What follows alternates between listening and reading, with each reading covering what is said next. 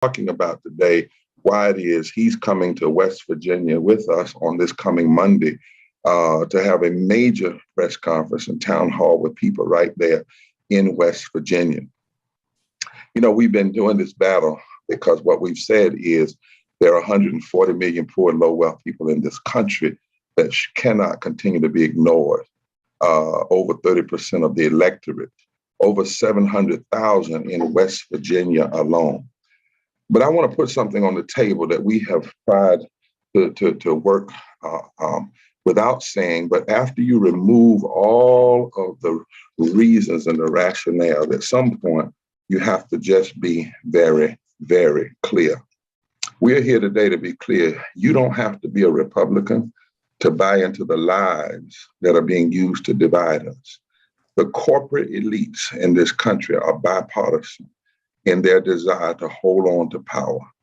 And there in West Virginia, they have found a Democrat to do their bidding.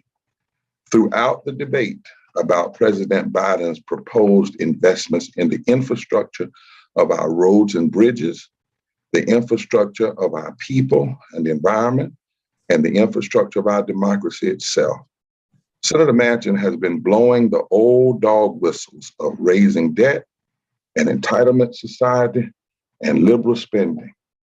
He has tried to present himself as a moderate while representing the extreme agenda of the corporations, the United States Chamber of Commerce, who believe that they can treat corporations like people and people like things. Now, what we need to be clear on, that what Manchin is doing is a form of systemic racism and classism.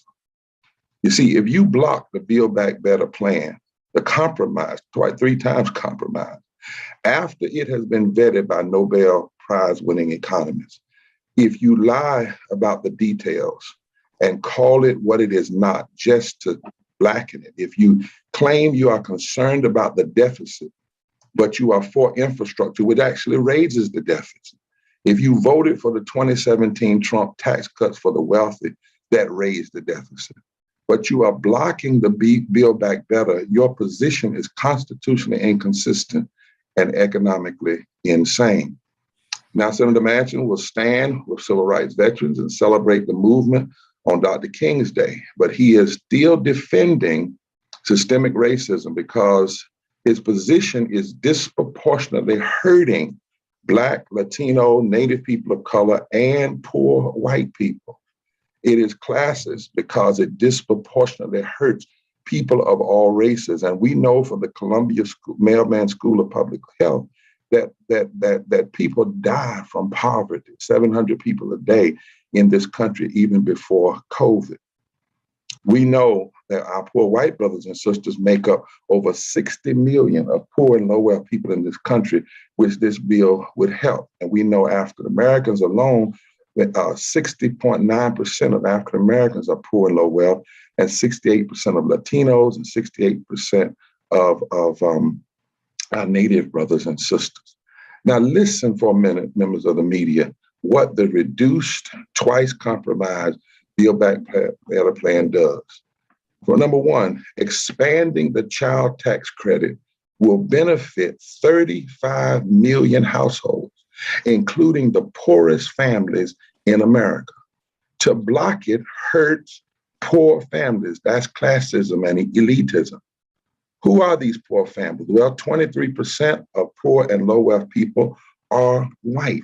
23% are white. That's 26 million are white. We also know that this plan will hurt a number of Black people. We know that not passing this plan will hurt a number of Black people and brown people. The expanded CTC has already benefited at least 4.7 million children, including 1.7 million white children, 960,000 Black children, 1.7 million Latino children, and 200,000 Asian children. To block it is a form of systemic racism and classism because blocking it hurts people of color and white, poor, and low-wage people. The expanded earned income tax credit will benefit 17 million low-wage workers without children. This includes 10.3 million low-wage white workers, 2.8 million low-wage Black workers, 2.8 million low-wage Latina workers, and 678,000 low-wage Asian workers. So refusing to help these people in the name of some deficit lie or myth that you choose to, that you pick up, and you choose to ignore the impact that it's having in real people's lives, and you would rather do something to benefit the wealthy than help these people, this is racist and classist, and it's un-American. Number three, the universal pre-K for 3 and 4 years old would benefit 6 million children and their families. Refusing to help these people in the name of some deficit myth that you choose to ignore, and you choose to ignore whatever benefits it would bring to the people, and you're more concerned about the benefits to the wealthy, is racist and classist and un-American. Number four, closing the Medicaid coverage gap for 4 million uninsured people, including 1.3 million people of color who fell into this gap. This will help 570,000 Black people, 640,000 Latinos, and millions of poor and low-wage working white people. This will provide coverage to more than 1 in 3 uninsured Black people and 1 in 4 uninsured Latino people. Refusing to help these people in the name of some deficit myth, and choosing to ignore the benefits for all people, and only wanting to help those programs that will benefit the wealthy, is racist, classist, and un-American. Finally, number five, raised wages for home healthcare workers, 28% of whom are Black, 23% of whom are Latino, and most of whom are women. Refusing to help these people in the name of some deficit lie is a form of racism, classism, and we believe it is un-American, especially when you have full support for the infrastructure bill to fix roads and bridges, and we know that over 80% of that money will go to white men. White men. When you block the Build Back Better plan, the twice compromise plan, these are programs and policies that would benefit poor and low-income families that include 140 million poor and low-wealth white, Black, Latino, and other people. And if you block or vote against the Build Back Better plan, you are engaged and standing against poor white people and people of color. And that is a form of systemic racism and classism. Lastly, if you block or vote against the BBB, you are for the elite and the powerful who have increased their wealth by over $2.1 trillion since March of 2020. More than the overall cost of the entire BBB framework. If you block or vote against the Build Back Better plan, you are for a form of systemic racism, classism, and elitism that is in policy. Racism and classism is not just calling people out of their names. It's not just when an officer, a white, kills an unarmed African-American. It is policies. It always has been about policies that undermine and create disparate and disproportionate impact on poor Black people, poor Latino people, poor Natives, and the collateral damage that happens to poor white people. If Congress, a congressperson or a senator votes against these things, and they know these facts, this data is true, then it is intentional racism, classism, and elitism. If a congressperson or senator hasn't found out these truths, hasn't done their research, but is spreading lies about deficit and a lack of resources, which is not true, then the actions of that politicians prove them incompetent. And if, in fact, on top of all of this, that person is also blocking fixing voting rights and voter protection, then these actions are a form of systemic racism, systemic classism, elitism, and it is in fact un-American. It is constitutionally inconsistent and economically insane and violates every promise of equal protection under the law. We must tell this truth and tell it now, because the future of our democracy is literally wrapped up in what step we take or don't take in this moment. And to help us with this serious analysis about scarcity and about the myths about deficit is our renowned economist and friend who's just coming back from the G20. I was with just a few weeks ago at the Vatican, who has studied and knows these matters, as we used to say, like the back of his hand. So I want to give the time now to Professor Jeffrey Sachs. God bless you and thank you this morning. Reverend, thank you. And let me say hello to everybody and greet you. Say how much I'm looking forward to being with the good people of West Virginia next Monday in Charleston. I really want to hear and discuss the views of what we need to do with the people of Charleston early next week. I think we're at a really critical moment in our country. The wealth just keeps flooding the top, and all through the rest of our society, people are suffering, and the situation is getting completely desperate.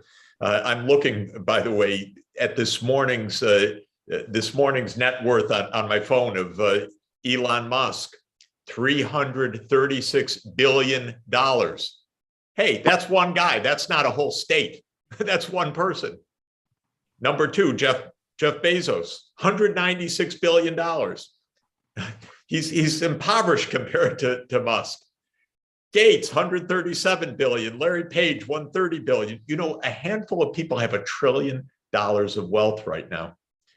And when it came time to say they ought to give something to society so that poor people can eat, so that their children can have health coverage, so that we can have some basic public services, Senator Manchin said no. He said, no, I don't like that idea. And so this is why we're coming to West Virginia next Monday. It makes no sense. We're more divided between a few rich and all the rest poor than we've ever been in American society. And yet when it comes to saying to the rich, you should pay a little bit more in tax so that the rest can eat. No, Senator Manchin said, no, we can't do that. And then he said it would be deficit, but he opposed the taxes that would actually pay for all of this. And what's really strange to me and what I really want to understand is he opposed, and bravo to him, the 2017 corporate tax cut. But then when it came time to do what President Biden said and reverse it even only in part, he said, oh, no, be careful. Don't raise those taxes on the corporations. So you can't raise the taxes on the corporations. You can't levy taxes on, it's not even billionaires soon, it's going to be trillionaires. No, don't touch that. And poor people, well, sorry, there's just not enough resources for you in our country.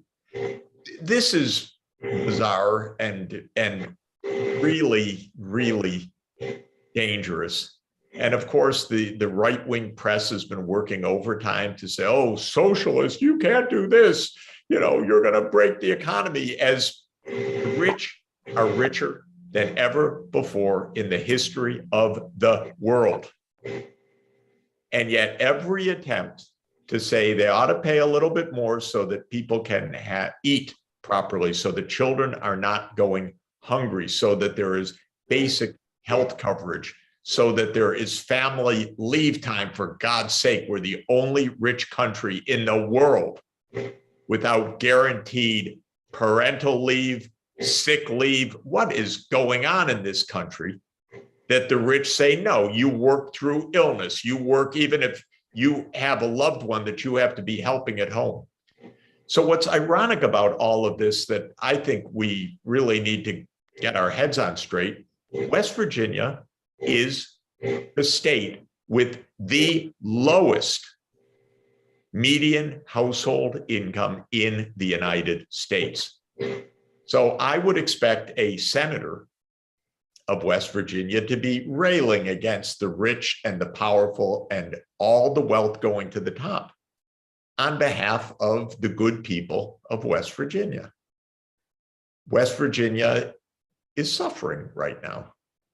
It's got the lowest life expectancy in the United States, many years less of life.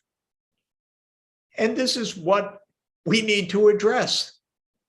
And the rich people need to pay something so that the good people of West Virginia can live, can enjoy life, can see their children healthy, can see their children going to good schools.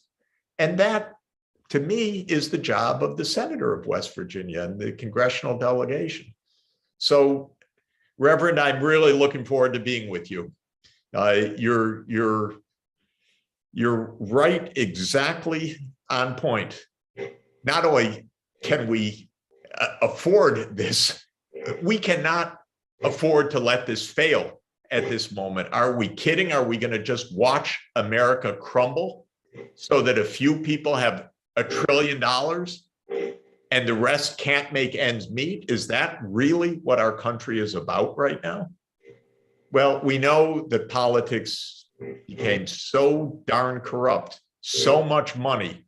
Just look at the Virginia race just now, this past week, the governor's race. Okay, and another mega, ultra wealthy person elected to power, more than $100 million spent on the campaign. We know what this means. The big money is speaking. The people don't have a voice right now. The Poor People's Campaign is the voice of the people of this country.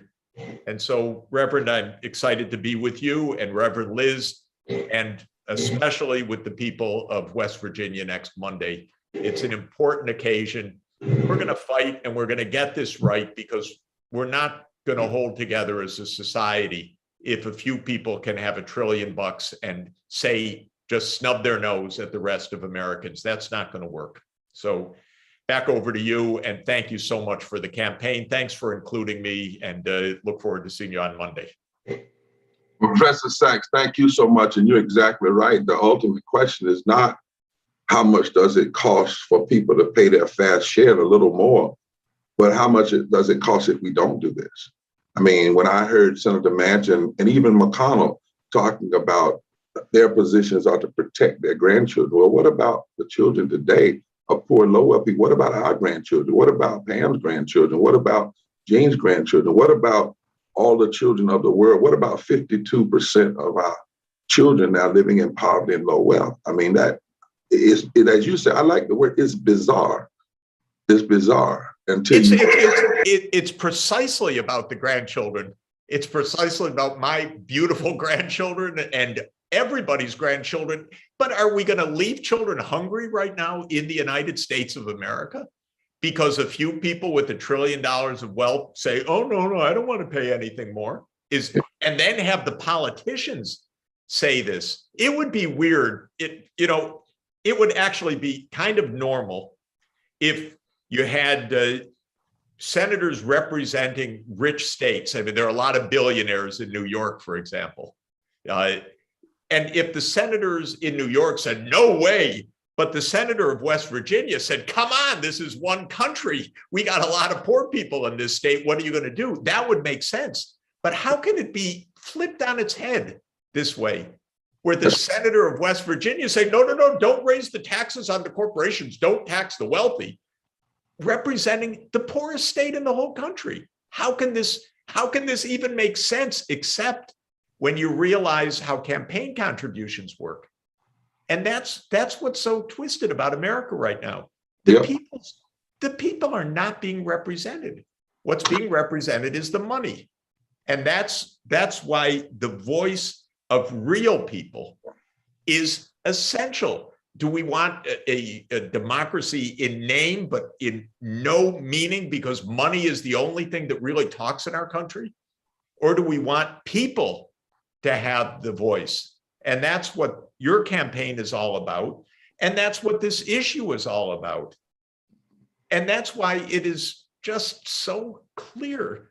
We got everything upside down. I don't know, I don't know if Senator Manchin knows these numbers or was just told by the lobbyists who swarm around him. But even the idea that this is some huge amount, the amount that's on the table right now, Reverend, is less than 1% of our national income.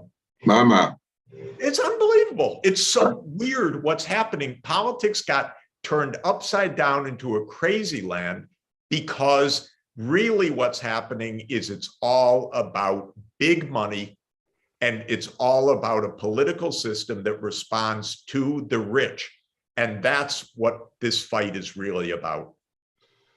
Well, as we go to some people in West Virginia, Dr. King told us a long time ago that great money, lots of money was put into the fight to keep poor Black people and white people and brown people from coming together because of, he called it, he said, the Southern aristocracy, who connected with a lot of the wealth in this country. And they really decided that they had to fund and get in place leaders who would actually vote against the people of their own states and of their own geographical areas. We talked about Virginia last night, but when you do the analysis, look at who didn't vote, poor and low-wealth people, but look who wasn't talked to. Look at who didn't hear people talking about their lives being made better. So that we'll talk about all that on Monday, but it's glad that you're coming. And I know Pam is on the line. And then we have one other person from West Virginia that wants to speak to the press. So Pam, tell us a little bit about how you feel about Dr. Sachs coming and joining with us right there in West Virginia and challenging these things that have been said that are just not true. I appreciate it. I appreciate you and Mr. Sachs coming to West Virginia. The senator's been going on the news for the last several days, trying to do the same spin that we always hear when it's something for the people, the deficit, compromise, filibuster. When it's something for the people, we know the dog whistles that we're hearing. But the reason I'm with the Poor People's Campaign is we've got facts. We do research. And I want everyone to know that we're going to be having a community forum Monday for question and answers to rebut these statements that Senator Manchin has came out and said. He's got rhetoric. We've got facts. I'm bringing Mr. Sachs because he knows what he's talking about. He's a smart man and he knows what he's talking about. The Poor People's Campaign, we've got universities and everything that's invested, that's gave us the facts that we've got in the third Reconstruction. So I did not send Senator Manchin there to keep on with the same old do nothing, say no Congress. That's not what the West Virginia sent him there for. We sent him there to represent us. We sent him there to make our lives better because they have gotten worse and worse and worse. And I'm like you, we are desperate. And so I just appreciate you coming to West Virginia, for letting the people have a voice. And I want to know why we have been trying to get a meeting with the White House, with the senators. They won't talk to us. They get up there and say they represent us and this is what we want, but they won't talk to us and let us have a voice and let them see our side of it. You know what we have to hand to our grandchildren? Generational poverty. That's what we have. His grandkids will have a silver spoon. He's making sure of it on our backs. But it's our grandkids that we're handing generational poverty to. So in West Virginia, we just gave the Medicaid expanded. They even seen the desperation of the seniors and gave them $1,000 expansion on the Medicaid for dental. That's why I'm wearing this mask right now, because I'm getting ready to turn the age I'm going to be going on Medicare. And Senator Manchin just ripped my dental and vision. How many seniors has pulled out in front of traffic because they've got 10-year-old glasses on, or else they can't hear?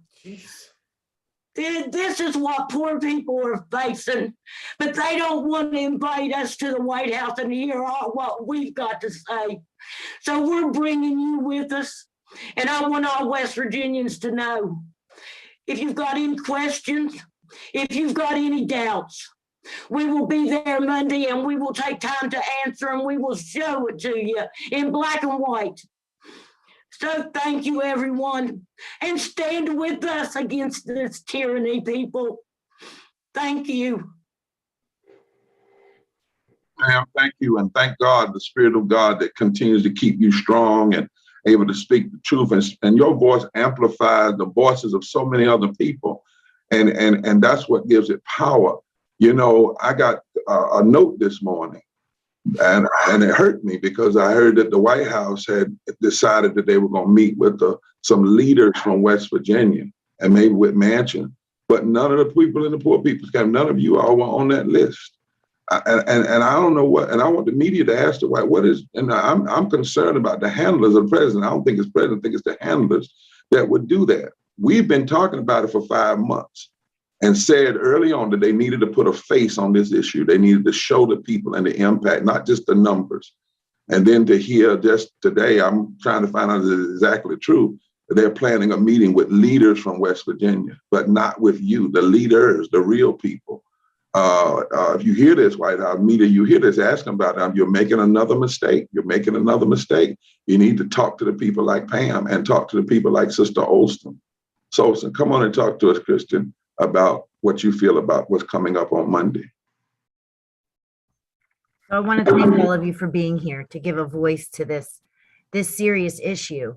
And I want to be really clear when I say this, that the relief that the child tax credit has provided me as a single mom to get this extra $300 deposited into my account every month has helped me to meet my son's most basic needs with less stress.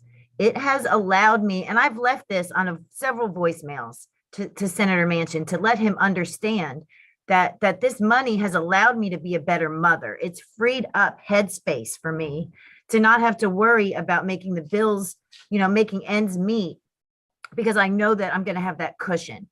And so it makes me really think about, if I don't have to stress about these bills and it frees up that headspace to be a better mom, it makes me think about what else we could be doing, poor people, low income people, if we didn't have to worry about making ends meet, what better parents we could be, what else we could be creating and thinking about and doing.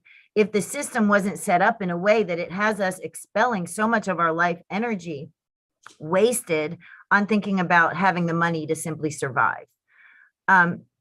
It was such a relief to me when I received my first $300 payment.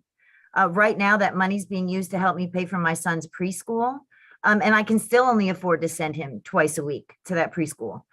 And so if the Build Back Better plan, was passed in full, I would be able to have that money with the bills, and I'd be able to send my son to school full time, to preschool.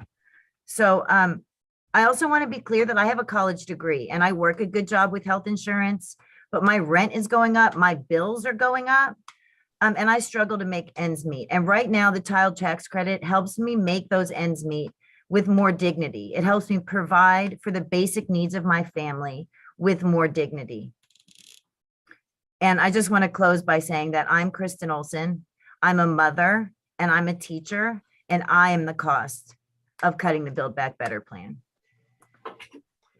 Thank you, Kristen. And this is what we mean by classism, because what classism says is the elite and the wealthy get to get all the breaks, and somebody like you, who's a mother, who's a teacher, just needs that break, as they say no. And this is what we mean by systemic racism. When you pass policies and disproportionately it's going to hurt people of color for no reason, just that they happen to be poor and low wealth. And what they're afraid of is all of us coming together and calling this out. That's what we do in the Poor People's Campaign. And we say it doesn't matter to us if it's people from Alabama or if it's people from Appalachia. It doesn't matter for us if it's they're getting hurt from systems of classism or system of racism. Whatever it is, it's wrong, and it does not have to be. And we're not going to allow people, in the name of distortions, to act like, oh, we're doing this because we're protecting the society. We're doing this because we don't want to raise the deficit. No, you're following the lead of elitism and the greedy in this country. And it should not be this way. I want to take a moment and invite the media to raise questions before we lose them. And I want to ask Charlie to join in helping to answer some of those questions with Dr. Sachs, and then bring on Liz. But I don't want to lose the media. Got a note. So are there members of the media that have questions for Dr. Sachs or any of the persons from West Virginia? Actually, yes, Reverend Barber. We have Robert Henley of Salon Magazine and WBAI. He would like to ask Dr. Sachs, one of the biggest economic stories is what the Wall Street press calls is a labor shortage. Wouldn't the Build Back Better plan, 3.7 trillion, 1.0 promote work? Because it would shift the burden of taxation off of the working families and onto idle capital sitting on the sidelines. Wouldn't the Build Back Better agenda, with the extension of the child tax credit, reverse universal pre-K 4 and free community college, help encourage women that the pandemic forced out of the work world to return? Absolutely, Robert. No question about it. This is a jobs-oriented strategy. Like you say, women's participation. By the way, skill training, one of the first things that dropped, which is a tragedy, really a tragedy, was the community college tuition free, which, my God, how that would help West Virginia, by the way, for all the training that could be done and the better employment and the investments in our broken down infrastructure that hasn't been attended to for decades, which is also part of this to modernize our country. So yes, this is a jobs program. It makes it possible for people to work, for moms to work, because there's childcare, there's guaranteed pre-K. It works for working people. Like Kristen said, and said so beautifully, this is a plan for working people. But to pay for it, let the people with this wealth pay a little bit. This is what is so amazing, is how Senator Manchin's working overtime, just round the clock, to protect the corporations and the wealthiest people in this country. What is that about, actually? It is just the opposite of what a senator of West Virginia ought to be doing right now. He ought to be championing everything in this legislation and all the stuff that has been cut out because he said you can't afford it. But then he was the one who stopped the way to afford it, which is for rich people to pay something, for heaven's sake. So this is all this is about, is everything's upside down. None of it makes sense until you remember how big money pays for politics in this country. That's the only thing that enables this to make any sense at all, is that money owns our politicians right now. And that is what people are saying, and saying so beautifully. We can't live if this is how this country is going to run, as a plutocracy. And I just can't tell you how excited and proud I am to be together with Pam and Kristen and others next week. It's such an honor for me, and I'm really grateful. And thank you for your voice, which is so clear, so loud, and we're going to do everything to amplify it, anything possible. All right, we have another question from Mark with People's World. This question is also for Dr. Sachs. Did any of this come up, especially helping poor and low wealth people outside of the US? Yolanda, yes. let me let you know that you can let the people ask the questions themselves. Oh, okay. If they're on, and all, because it's good to hear their voice. But also, Dr. Sachs, one of the things that Shally has mentioned and Liz have mentioned constantly, we started out talking about this BBB as giveaway and not investment. We're talking about investments. You know, even when the $15 living wage, minimum wage, and Manchin voted against that as well, you know, we didn't talk about it. He talked about it as like it was a giveaway, as opposed to when you do that, you're going to pump money into the economy. You know, you're going to actually enable people to purchase things, to have things, and that we hadn't invested in working people for over 12 years, just in terms of the minimum wage being increased. And yet the money that billionaires and others have made has constantly gone up. And so I think that what you're saying and what we're going to say in West Virginia is, how is it that a senator from a state that needs this kind of investment, you know, this the poorest state in the country, should want the kind of investments that are going to lift this people? Should be leading this thing, you know, really. Should be out there saying, you know, no, not only should we going to do, he should have been saying with the Economic Policy Institute, we need 10 trillion, $1 trillion a year.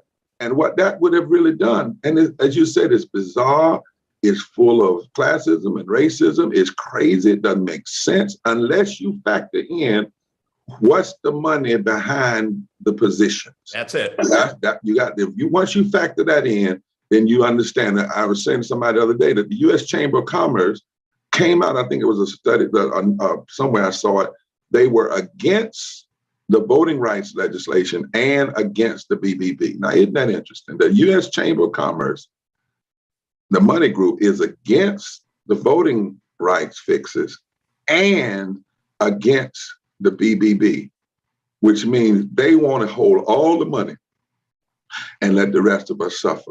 Let my brother from People's World ask his question, and between Dr. Sachs and Liz and Shelley, they can answer. Sure. Thank you. This is Mark Bloomberg. I'm the Washington Bureau for People's World and Press Associates Union News.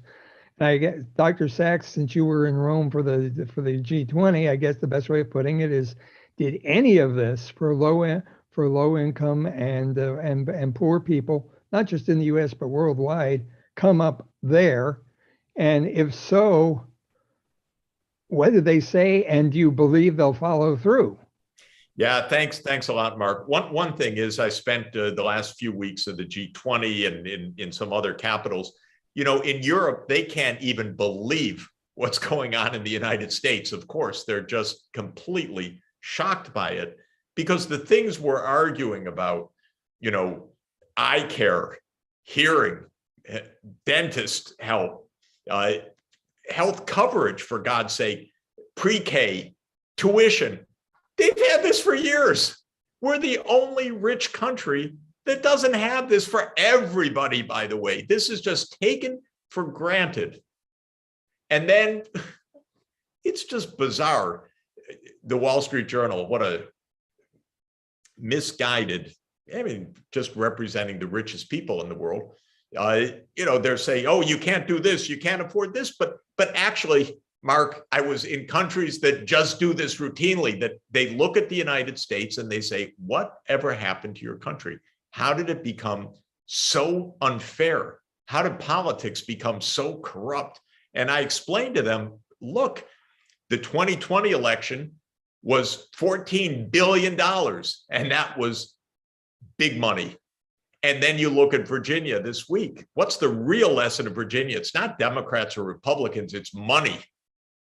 And who won the governorship? A man with wealth of $440 million from the financial industry. It's everything. It's government of the rich, by the rich, and for the rich. That's it. And, you know, the Supreme Court said, yeah, let the companies spend anything they want. Let the rich spend anything they want. And this is what has happened over the years. We've turned into a plutocracy, and we've lost our bearings completely to this point that is the reason for our visit next week. The senator of the poorest state in the United States is saying, no, we don't want help. Keep your money, rich people. We don't want help. And he's the one holding the whole thing up. This is what we come to when we have dollar votes, not people votes. We've lost the voice of the people, and the People's Campaign Poor People's Campaign is to put the voice back where it belongs. And that's what this is all about. Do we have another, Yolanda? Yes, we do. We have Jack Jenkins with Religion News Service. Jack, you're allowed to ask your question. Go ahead. Great. Thank you so much. This is for Jeffrey Sachs. Just two quick points. One is, the Poor People's Campaign is kind of unapologetic about invoking a moral or religious framework for their activism. And I'm curious for you, if there's anything about your personal moral or religious framework that's inspiring you to get involved with this. And relatedly, I know that you were recently named to the Typical Academy. I know you helped put together that poverty-focused conference that Reverend Barber attended recently. Given your relationship with the Vatican and leaders at various levels here in the United States, I'm curious if you're helping broker or connect, the U.S. government or U.S. leaders here with the Vatican around poverty issues. So those are my two questions. Well, our leaders ought to listen to what Pope Francis is saying, which is that the world belongs to everyone, not just the rich. This is the church's great social teachings, but these are social teachings for all faiths, all religions, that there's a human dignity for everybody, and that everybody therefore should partake in well-being, and that the world wasn't made for a few super wealthy people. The world really is made for everybody. Reverend Barber and I were at a interreligious, and we had philosophers and scientists together talking about poverty, and you could see that in every faith, every great faith, the command is to help the poor. And because this is what basic human dignity is about. And the Pope is, of course, wonderful about this. He says we need a church of the poor, a poor church, a church with the poor people. We had Patriarch Bartholomew, His All Holiness of the Orthodox Church, magnificent. And he spoke about the absolute moral command of everybody having dignity and having their needs met. And I, of course, work with the United Nations and the Universal Declaration of Human Rights, which says that all people are born with dignity, and therefore they have the rights to live with dignity. So this is pretty basic stuff, pretty fundamental. It doesn't say, oh, you should have a society in which rich people buy the politicians and then the politicians protect the richest people in the world. It says we should have a society in which everybody has a chance. And this is really what this is about. I want to ask Liz to respond to that as well. But I also want to say, we drill down hard on both the moral and religious framework, but also the constitutional framework. Dr. Sachs and I often talk about economics once was not a set-alone study. It was a part of moral philosophy. Absolutely. The sad thing is when it was removed as a part of moral philosophy, as though economics is kind of benign just to itself, and it's just about the numbers when really it isn't. But, the other thing that's so strange about this West Virginia piece is everything that I hear coming out of Manchin's mouth. If you go back and read the history of the Southern strategy and the decision on how to divide the country intentionally, they call it positive polarization is what Kevin Phillips called. They said they had to use code words that would not sound like they were race-driven and class-driven, but they actually were. And those code words were entitlements. That became a bad word. Welfare became a bad word. Things like forced busing and tax cuts. And that terminology was used as a coded way of covering up what was really behind it, which is the gross assembly of money used to give the wealthy a lot and to take money away from poor, low wealth people, and oftentimes to turn the very coalitions in the South, particularly, against one another. That is poor, low wealth, white and Black people, which is the genius of the Poor People's Campaign, that we're bringing all of those pieces together. And that's why one of the reasons sometimes people don't want to meet with us in the room, because even Democrats sometimes struggle with that. I know I was in one call and we brought labor people to the room, and I was actually told by some, and Liz was as well, well, we don't normally put Black folk that are dealing with civil rights in the same room with labor. And I said, that is absolutely ridiculous. It's not even the history of the true civil rights movement in this country. I mean, the March on Washington asked for a $2 minimum wage in '63, which would be $15 today. And so we are forcing another kind of conversation, both from a moral perspective, religious perspective, also from a constitutional perspective, because some people in our movement are not people of particular religious faith, but they do believe in the moral arc of the universe, and they know something is deeply, deeply, deeply, deeply wrong when a country of this kind of wealth can have 43% of its people in poverty and low wealth and just say, oh, well, that's just normal. That's just okay. It's not okay. It's been not okay for a long time. And, you know, Liz, you might want to say with them why it is that we're going to fight with this BBB and fight, because it's a part of what we want, not all, but also why we're planning beyond this for this massive gathering, you know, that we're organizing right now towards June. You want to talk a little bit about that to the media?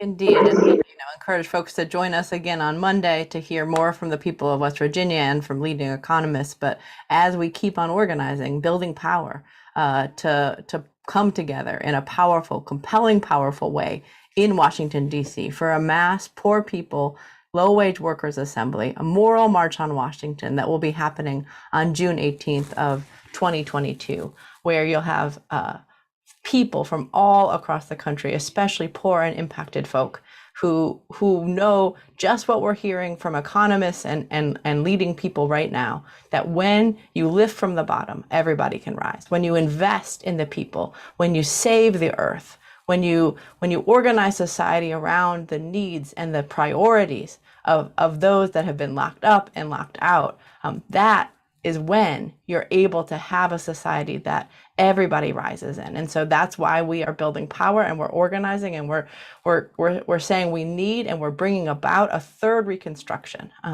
that we need to radically transform the society to be focused on the needs of people, on the needs of this earth, and on especially the 140 million people in the richest country in human history, who make up almost half of the population and a third of the electorate, whose needs and demands must be made center, absolutely center, in our political action and in our discourse. And so we'll keep on organizing in West Virginia, all across this country, to be able to build a compelling power, to be able to, in the words of Dr. King, make the power structures of this nation say yes when they may be desirous of saying no. That's exactly right. And so join us on Monday and beyond. We also are going to make a big announcement about what West Virginians are going to be doing in the coming days. Also a big announcement about what's going to happen Wednesday all over the country while senators are back in their homes. But we're not quitting. Dr. Sachs said we got to turn this world right side up, because right now in America, it's upside down. Are there any more reporters on the line, Yolanda, that want to ask a question? Yes. Can you tell me how many more questions we have so we can be diligent with the time? There's one more. Thank you. All right.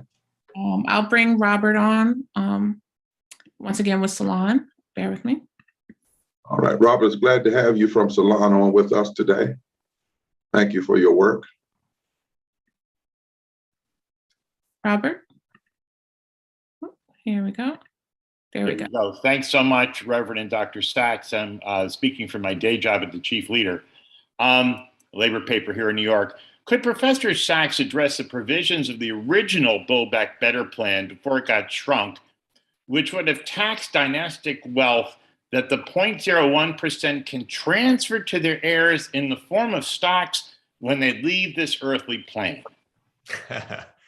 You know, there are so many tax breaks that the richest of the rich get that it was pretty easy pickings in the original bill to raise a lot of revenue and to do it the right way. One of the provisions is this stepped up basis, so-called, that when mega wealth is inherited, well, there's a gimmick of how the capital gains in that big wealth transfer are priced so that there's no tax paid on it by all those, by the estate or by those who are receiving this transfer. So it's a gimmick, just a gimmick written for the richest people to be able to not only never pay on their own mega wealth, but also to transfer the mega wealth so it doesn't get taxed as well. And we've had all year one report after another that Robert knows well, showing that the richest people in this country basically don't pay tax on their unbelievable accumulation of wealth. Elon Musk or Jeff Bezos, they had a free ride all the way up to 200 billion, 300 billion wealth. So this is, there are many ways to fix the tax system. And some of those had to do with taxing so-called, well, taxing capital gains in a more sensible way, changing the inheritance tax, directly taxing wealth. There are many choices, but Senator Manchin fought them all. They're all out of the bill right now. It's unbelievable. And then they throw off all the things that people need, saying, oh, we can't afford it. And that's the game, which is protect the rich, and then you can't afford to do anything after all. And of course we could afford it, but we have to do something so the richest people in this country pay something. And that has been the game all along. One more point that we'll talk about next Monday is that it's a little hard, you know, to say, oh, it's 1.75 trillion. And Senator Manchin says, that's too much. You know, we can't afford that in this country. But, you know, if you know a little bit of economics, you know, that's less than 1% of our income, Senator. Let's get serious about this. Let's get some real numbers on the table. Let's stop throwing around these, you know, complete misdirections. I just have a feeling that these politicians are surrounded by lobbyists who are giving them talking points or selling them garbage so that they repeat it. They're not hearing. I tried to reach out to Senator Manchin a few weeks ago to just try to explain some of the numbers, but never heard back. So we're going to talk about it in Charleston. That'll be the way to get this heard. Yeah, we tried to reach him too. The first time he met with us, the people in West Virginia were so he was I think he was surprised by how brilliant they were, how strong they were, how clear they were, and he didn't want to meet with us anymore after that because it's as though he just only wants to hear what the extremists and the wealthy say. And you know, lastly, as we close, Charlotte, you know, we spent $21 trillion according to the IPS in war and militarization of our borders since 9/11. This idea we don't have the money. We took $4 or $5 trillion, and so much of it went to corporations during COVID. You know, one day they just gave $1 trillion and some dollars, I think it was, to certain the corporations through the Treasury. It didn't even go through the normal processes of the legislature. But the media has oftentimes hurt us as well because they get locked into this argument, Democrat versus, Republican, moderate versus liberal versus conservative, these puny terms that don't explain really where we are. The way you would think a moderate is somebody trying to save the community, when in fact, when you look at what's really going on, A moderate seems to mean see how many people you cannot help and do the least amount that you can do. And that's not moderation. And in fact, we shouldn't even be talking about being a moderate, really, or a conservative or liberal. We should talk about promoting the general welfare of all people. That's what we should be talking about. And the great problem in the midst of all of this is the conversation, the narrative is so off. We said to the White House and to the Congress when they first started, do not negotiate with this man. Don't cut your plan. Before you do that, go on the road, go to West Virginia. Yes. Go to Virginia, go to Tech, go to Arizona. That's what we said to the White House. We said to the Congress, take your bill on the road. Make sure people know what's in it and change the narrative. Because if you get stuck in a narrative between whether it's 3 trillion or 1 trillion, you're going to lose the people. 90% of people won't even know what you're fighting for. And the media will stay stuck there. That's what the Poor People's Campaign is about, is shifting the narrative, shifting the narrative. We know it's not easy. We know it's a lot of forces against that don't want us to shift the narrative. But guess what? We're going to keep fighting, keep working, and we're going to keep getting the footnotes from people like Jeffrey Sachs and Shelley Gupta Barnes. And we're going to take those footnotes on the road and those facts on the road. And we're going to put them in the mouths of people like Pam and Sister Olsen. See, that's the difference in our movement. Ultimately, when we move, the people who will be lifting will be the people who are impacted the most. As Liz like to say, the real leaders in this country and the real voices in this country. So, Shelley, I'm going to let you close out, final comments, and then this press conference will be over. We will wait. We want to see you either by live stream or in person on Monday. COVID safe in Charleston. Go to our website. You can get all the details about where the press conference can be, where the town hall can be. And West Virginia, we're going to call some of these mayors, because a lot of the mayors want the very things that their own senator is blocking. So Monday's going to be a big day. And then beyond Monday's going to be continually fighting for what's right. And ultimately, at the end of the day, we believe that we're going to win. If we and one thing about it, we're going to live trying. I used to say we're going to die trying. No, we're going to live trying. Shelley? I don't have much to say. I wanted to, return to something that Dr. Sachs started us off with, that we are living in a time of, abundance, objective, real abundance, and not a time of scarcity. And yet we're facing poverty in the midst of plenty. And as we go, prepare to go to West Virginia on Monday, I think one thing that, Senator Manchin and everybody needs to keep in mind is in 2020, half of the people who voted in West Virginia were poor and low-income people. And they turned out in these record numbers because, for the first time in a long time, these issues around health and economic well-being were part of our political narrative. And we've heard from Pam and Chris today, we are not, West Virginia is not backing down. It is getting organized. And that is, the compelling power that is coming together right now to urge and to compel and summon the political will to do right by not only the people who voted in 2020, but all of those who didn't vote, but who need this agenda to pass. So thank you, Dr. Sachs. Thank you to the incredible leadership of Pam and Chris and so many others in West Virginia and across this country that are organizing right now for something that's going to really change the lives of millions and millions of people.